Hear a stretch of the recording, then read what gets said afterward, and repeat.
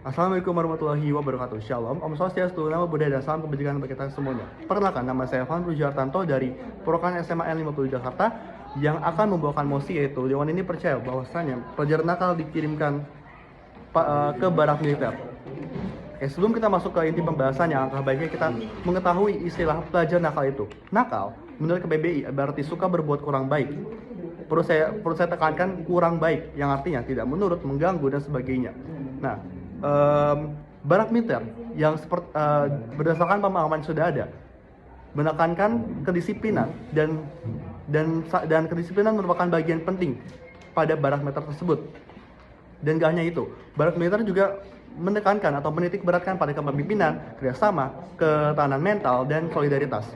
Dan kita perlu mengetahui bahwasanya apa yang membuat pelajar nakal tersebut dikirimkan ke barak militer. Yang perlu ketahui, pelajar adalah seorang anak yang sedang mengenyam pendidikan. Jika pelajar nakal tersebut dikirimkan ke barak militer, sudah pasti kasus atau hal-hal yang dilakukannya sudah tidak bisa lagi ditangani oleh sekolah, entah itu masalah berat atau apapun. Dan barak militer ini juga menjadi solusi yang tepat untuk mengatasi hal tersebut, karena sudah pasti anak nakal tersebut memiliki hal-hal atau alasan yang sangat-sangat bisa mengganggu kondisi lingkungan sekitar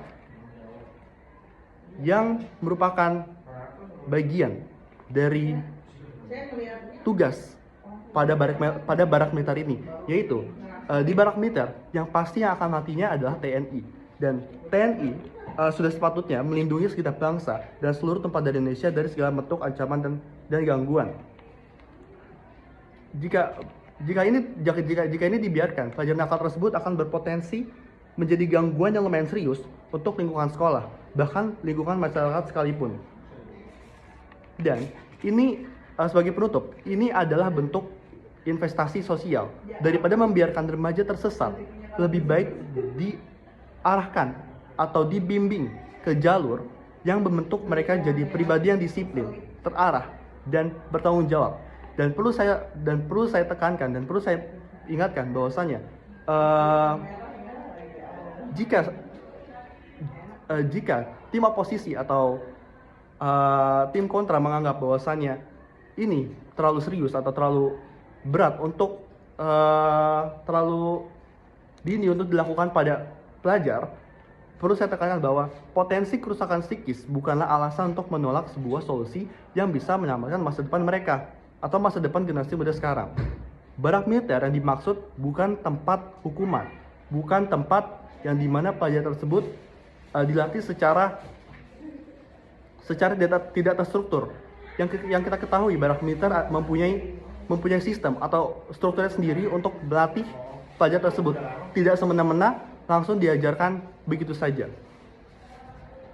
Jadi barak militer dimaksud adalah ruang pembinaan terstruktur, serta banyak yang sudah saya bilang tadi, banyak pelajar yang gagal berkembang di sistem pendidikan konvensional sehingga harus diarahkan kepada barak militer seperti itu. Dan perlu kita ketahui bahwa pada barak militer sesungguhnya tidak hanya diberikan pemahaman secara fisik, melainkan juga secara personal, yang dimana pelajar tersebut akan dialih secara keseluruhan. Jadi